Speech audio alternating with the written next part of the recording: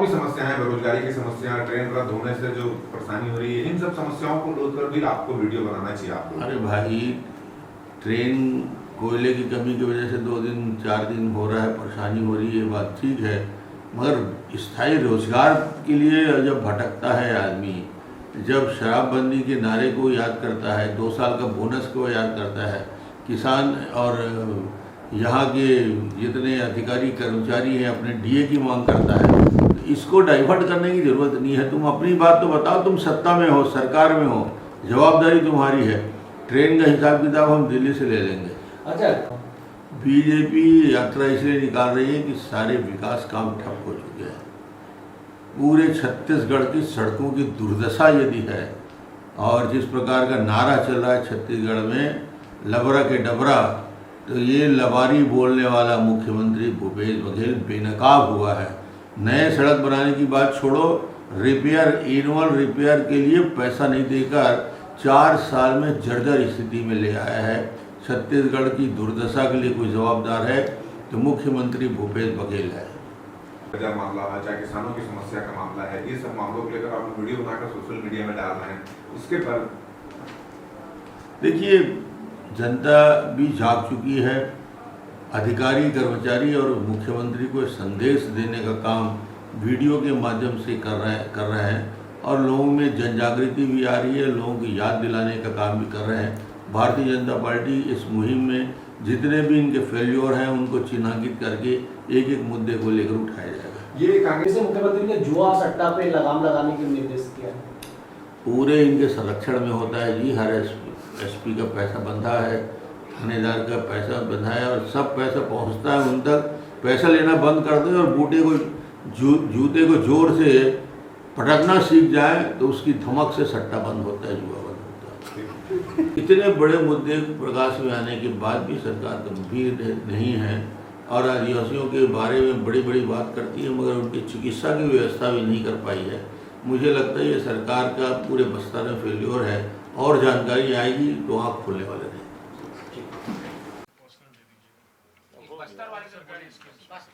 बस्तर में लगातार भाजपा के नेता दौरा कर रहे हैं, 4था दिन। क्या है कि धान ही छत्तीसगढ़ की राजनीति का केंद्र बिंदु है, ये समझ लेना। ये 1 नवंबर से धान खरीदना है, याद दिलाने। गंगा मैया ने मेरे को बुलाया है, महंगाई कम करूंगा, 2 करोड़ लोगों को रोजगार दूंगा, इसी पे दूसरे प्रोग्राम कल ले लेना। अरे ऐसी हो गया ना, 1 दिन की बात है, 1 दिन की बात है। महासमुंद से आज जिले का एक महत्वपूर्ण आंदोलन जिसकी आज शुरुआत हो रही है, गंगा जल के सम्मान में भारतीय जनता पार्टी मैदान में इनको जन घोषणा पत्र के 36 वादे याद दिलाने का काम कर रहे हैं। उनको याद दिलाने का काम कर रहे हैं, वो चाहे भूपेश बघेल जी हो, चाहे टीएस सिंहदेव हो, चाहे राहुल गांधी हो, जो यात्रा में निकले हुए हैं, कि भैया तुमने छत्तीसगढ़ के गली गली में गंगा जल हाथ में लेकर, गीता लेकर 36 घोषणा किया था। आज उस घोषणा पत्र को क्रियान्वयन न होने की वजह से महिलाएं, पुरुष, युवक आज मैदान में हैं, और जिस गंगा जल का सौगंध आपने खाया था उसी गंगा जल से शुद्धि करने का काम भी होगा। कि जब झूठी घोषणा गंगा जल के लिए किया, ये गंगा जल का अपमान है।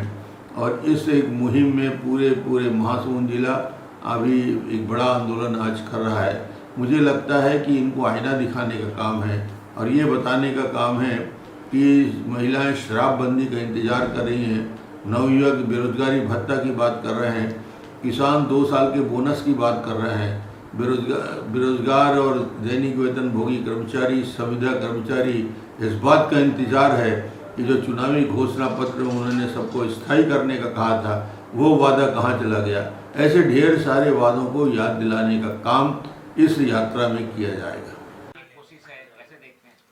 मुझे लगता है कि 15 साल के उनके शासन काल में उन्होंने बस्तर की घोर उपेक्षा की। वहाँ नक्सल मूवमेंट का स्थिति ये था कि समानांतर सरकार जैसी नक्सल मूवमेंट चल रही थी, और भारतीय जनता पार्टी की सरकार ने, माननीय डॉक्टर रमन सिंह जी ने बस्तर के विकास के लिए कोई भी काम नहीं किया। बस्तर में वहाँ की महिलाओं को रोजगार देने के लिए हमने कितना काम किया है, वहाँ के नौजवानों के लिए बस्तर केडर की हम लोगों ने काम किया है। माइनर फॉरेस्ट प्रोड्यूस की लगातार खरीदी हो रही है।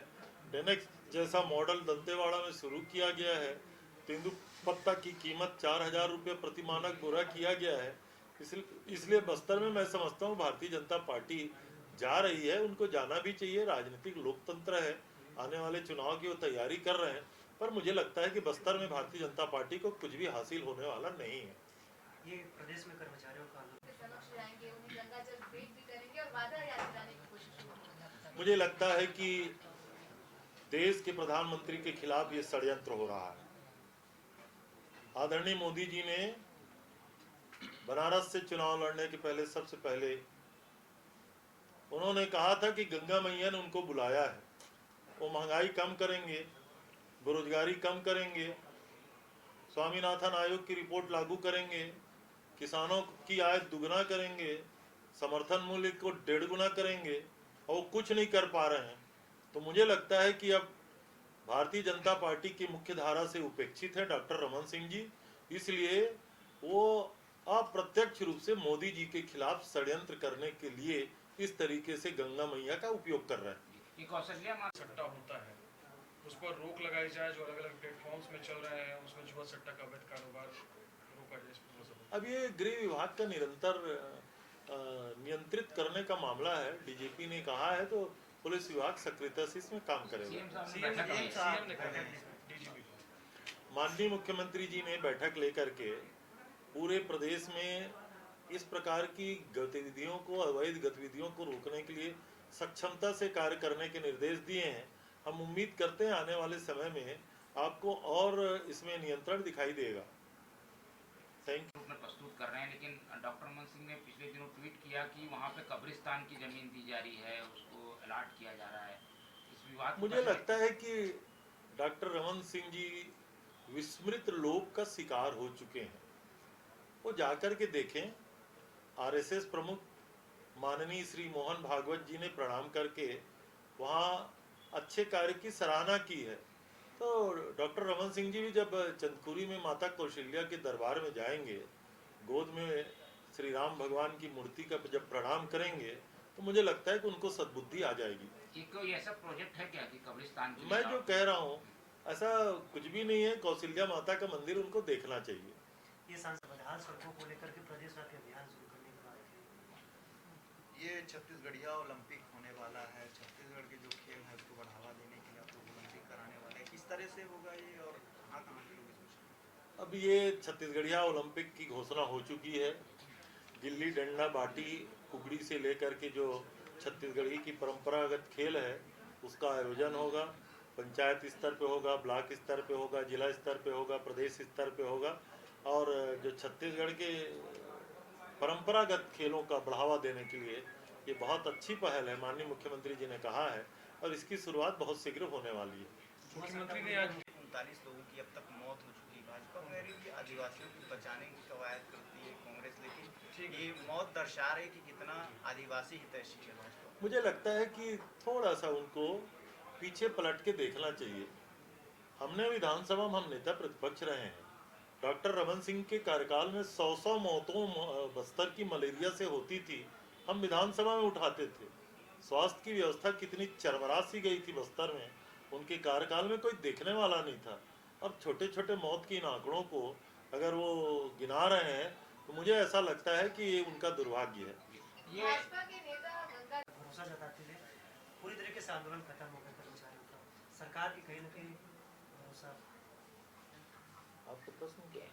मतलब जो कर्मचारी लोग हड़ताल कर रहे थे पूरे, आज एक भी कर्मचारी का हड़ताल नहीं देखने मिलते धरने स्थल पर। दो अलग अलग बातें हैं। प्रदेश व्यापी कर्मचारियों का आंदोलन डीए को लेकर जो था उसको तो यहीं चर्चा करके आपके सामने कर्मचारियों ने समाप्त किया है। अब कुछ अनियमित कर्मचारी और संविदा कर्मचारियों का बचा है। तो आने वाले समय में क्या है कि 2 साल बजट में जो संसाधनों की कमी थी तो बहुत सारे विचार नहीं हुए थे। अब धीरे धीरे क्रमशः विचार किया जा रहा है। उन लोग बिना आश्वासन के खत्म कर दिए। ऐसा अच्छा, गृह मंत्रालय की रिपोर्ट में कहा